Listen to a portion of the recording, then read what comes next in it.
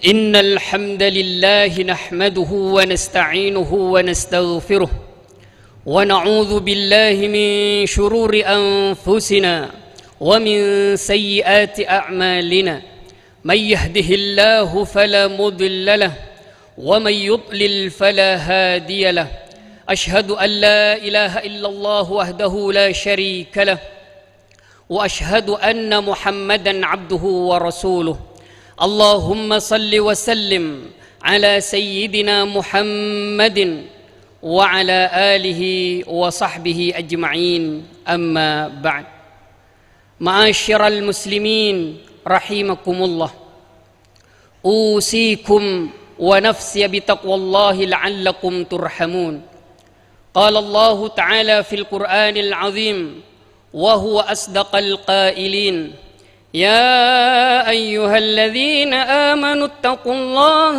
ولتنظر نفس ما قدمت لغد واتقوا الله إن الله خبير بما تعملون. Jamaah salat Jumu'ah yang dirahmati oleh Allah, alhamdulillah di detik ini, di hari ini kita masih diberikan nafas oleh Allah Subhanahu wa ta'ala, sehingga nafas itu mampu melangkahkan kaki kita ke tempat yang diberkati ini. Karena tidak sedikit saudara-saudara kita yang seiman, seagama, tapi dengan berbagai hal langkah kaki tidak mampu untuk pergi ke tempat-tempat yang diberkati. Maka syukur bagi seorang muslim yang paling tinggi dan yang paling agung dan yang paling besar adalah selalu mampu meningkatkan dirinya kepada Allah Subhanahu wa ta'ala. Jamaah salat Jumu'ah yang dirahmati oleh Allah, di akhir tahun ini dan insya Allah besok atau besok lusa kita sudah memasuki tahun baru 2023. Tapi pertanyaan yang besar buat kita, terutama sebagai umat mukmin atau muslim, selama 1 tahun kira-kira apa yang telah kita lakukan untuk agama kita, untuk bangsa kita? Apakah kita sudah melakukan hal-hal yang diridhai oleh Allah Subhanahu wa ta'ala? Ini pertanyaan yang selalu kita harus tanyakan kepada diri kita masing-masing. Dalam universitas atau sekolah atau lembaga atau pekerjaan yang kita lakukan, maka biasanya ada perencanaan, ada tatbiq atau aktivitas yang kita lakukan kemudian diakhiri dengan takwim atau evaluasi.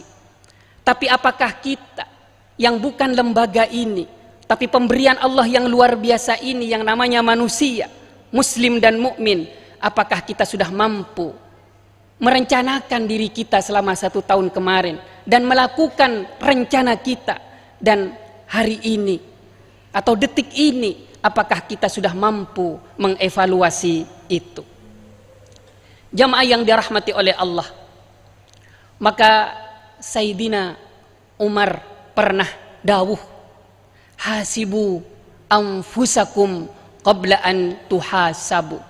Ini pertanyaan yang sangat luar biasa dan pernyataan yang luar biasa.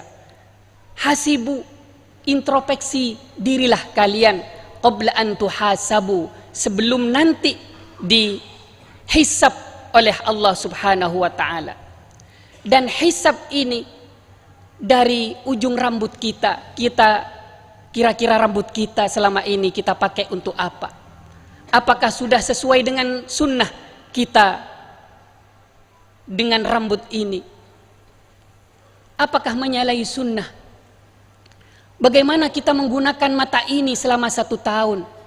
Apakah mata ini sudah melihat hal-hal yang diridhai oleh Allah, yang dibenarkan oleh agama, atau larangan-larangannya? Apakah kita melihat setiap harinya di pasar, di kantor, atau di tempat pekerjaan kita, di jalan-jalan, yang kalau ada maksiat kita tundukkan kepala? Atau kita mengikuti hawa nafsu kita dengan melihat aurat-aurat lawan jenis kita, atau mungkin di jengkit kita, di HP kita, video atau apapun itu, kita juga lihat kemaksiatan-kemaksiatan yang kadang tanpa kita filter, sehingga mata yang menyambung dengan pikiran adalah hanya hawa nafsu setiap harinya. Mata yang menyambung, yang bersambung dengan pikiran kita, bahkan dengan perilaku kita, itu sangat berpengaruh. Maka tatapan mata ini, apakah kita sudah evaluasi setiap harinya?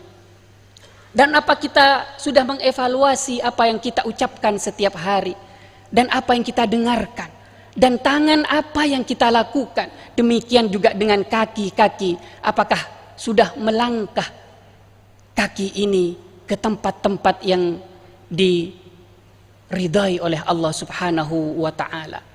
Pertanyaan ini bukan hanya pertanyaan biasa, tetapi dievaluasi setiap harinya. Kenapa? Wa nakhtimu ala afwahihim wa tukallimuna aydihim wa tashhadu arjuluhum bima kanu yaksibun. Karena apa yang kita lakukan, tangan-tangan kita dan kaki kita besok akan dipertanggungjawabkan dan tidak akan pernah mengelak. Dulu kalau kita belajar berenang, maka meskipun kita tidak berenang puluhan tahun, insya Allah masih bisa berenang dan tidak lupa. Demikian juga kalau kita pernah belajar sepeda motor atau mobil, karena terbiasa dengan nyupir, dengan nyetir mobil atau sepeda motor, maka beberapa tahun kita tinggalkan mobil atau sepeda, kita juga masih ingat bagaimana caranya dan tidak bisa mengelak karena sudah terbiasa. Demikian juga dengan perilaku kita di muka bumi ini, maka akan berbicara sendiri tangan kita, tanpa mulut kita, kaki kita. Wa nakhtimu ala afwahihim, dan mulut tidak berbicara, tapi sudah tubuh yang terbiasa melakukan hal-hal di muka bumi ini yang akan berbicara. Maka evaluasi harian, mingguan, bulanan, tahunan sebagai muhasabah kita sangat penting. Kenapa?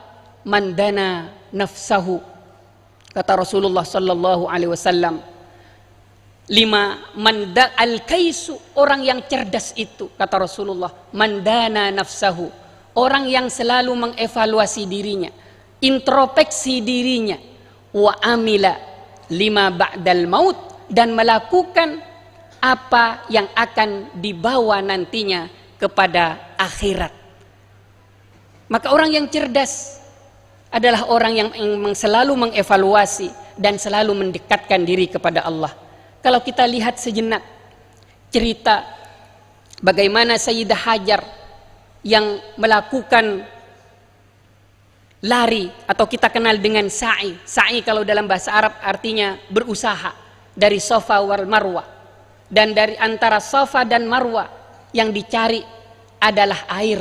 Tapi di Safa beliau Sayyidah Hajar hanya menemukan fata morgana.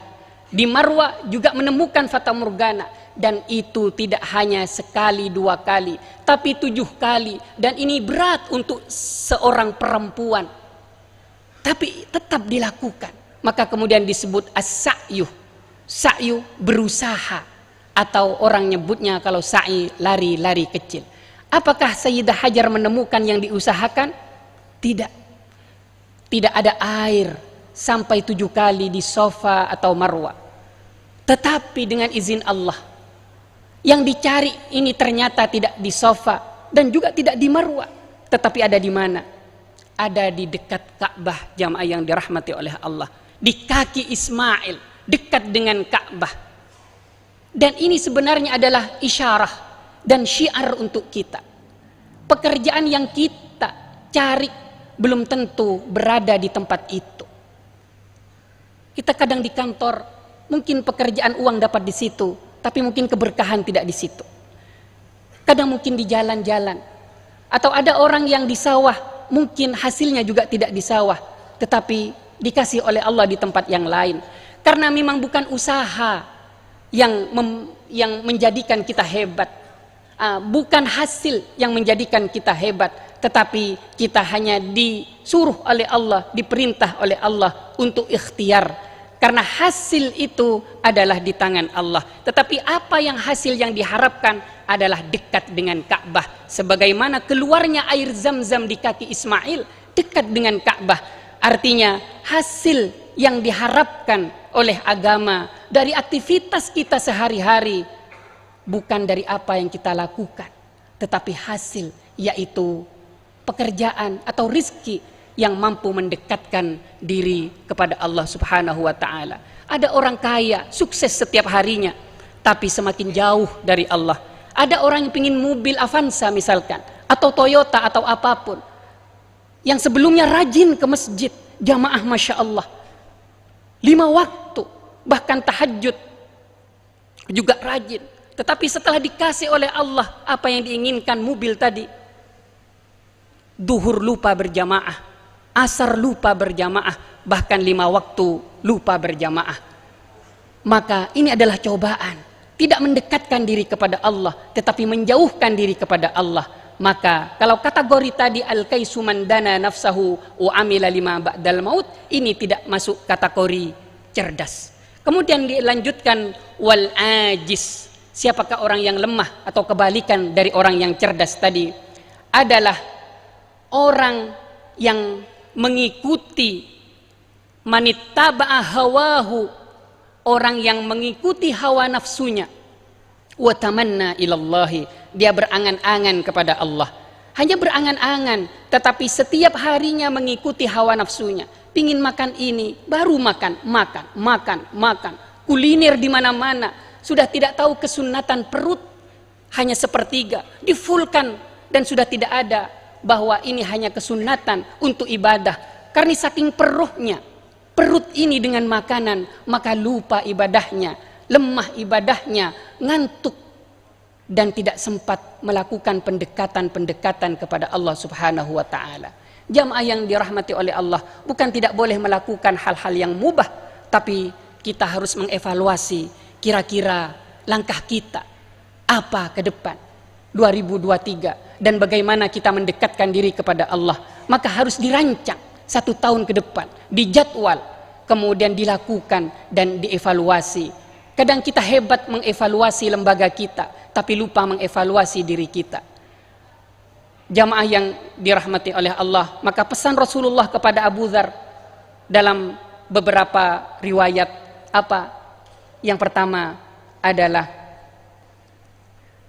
al-bahra amikun, maka menggunakan jaddidid safinah, perbaharui perahumu, fa innal bahra amikun, lautan itu dalam. Kita tidak tahu kapan kita diambil oleh Allah, bisa 1 tahun ke depan, 2 tahun ke depan, atau mungkin baru keluar dari ini Allah ambil juga, kita tidak tahu. Karena tidak tahu itu, maka selalu perbaharui perahu kita. Yang kedua, wa khaffif al-himla fa innal uqubata kaudun, maka ringankan bawaan kita. Kalau kita naik pesawat, kalau terlalu banyak bawaan kita, maka lambat masuknya kita, karena masih belum bagasinya, belum tas-tas yang berapa tas, belum air, belum semuanya, masuknya lama, bawaannya juga lama, ketika datang juga sama, masih ngantri. Maka apa kata Rasulullah? Bawalah hal-hal yang meringankan ketika kita menghadap Allah, agar hisabnya juga tidak terlalu berat. Maka fakhudiz zadah, bawalah bekal. Dengan apa? Iman, ibadah kepada Allah Subhanahu wa ta'ala. Jamaah yang dirahmati oleh Allah, maka tahun baru yang insya Allah beberapa hari untuk Masehi ini, kita perbaharui, kata Rasulullah, niat. Maka hadis yang keempat adalah niat juga kita perbaharui. Untuk apa hidup ini? Apakah hanya untuk mencari rezeki dan untuk memuaskan keluarga dan memuaskan kehidupan kita? Maka kita mengevaluasi itu dan kembali kepada awal diciptakan kita. Wa ma khalaqtul jinna wal insa illa liya'budun. Qala Allah Ta'ala fil Qur'anil Azim. Bismillahirrahmanirrahim. Qul huwallahu ahad, Allahus samad, lam yalid wa lam yulad wa lam yakul lahu kufuwan ahad. Barakallahu li wa lakum fil Qur'anil Azim wa nafa'ani wa iyyakum bima fihi minal ayati wa dzikril hakim. Aqulu qawli hadza wa astaghfirullaha li wa lakum innahu huwal ghafurur rahim.